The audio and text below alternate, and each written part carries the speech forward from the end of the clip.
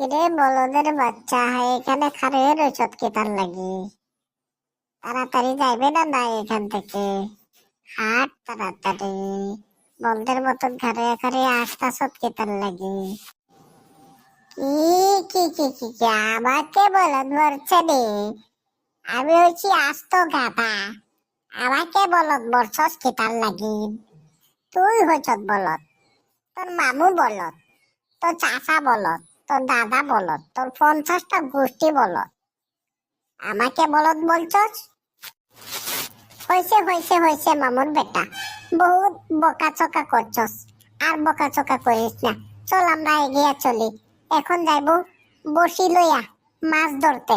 বড় হাঙ্গর মাছটা ধরে আইনা তেলের মধ্যে ভাজিয়া পোড়াত দিয়া খাবো। আহা হা হা হা হা।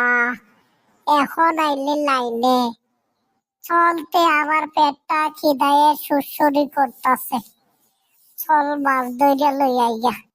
বড় একটা হাঙ্গর মাছ আইয়া ঠেলার মধ্যে উঠাইয়া দুজনে বাজারে নিয়ে বিক্রি করবাম। বেচে হাইরা জুতা মোজা কিনা লই ভরি। ঠান্ডার দিন আইছে তো। আরে মামুর বেটা, তোর মাথা তো বহুত বুদ্ধি। এরকম বুদ্ধি যে তোর মাথা, আমি তো আগে জানি না।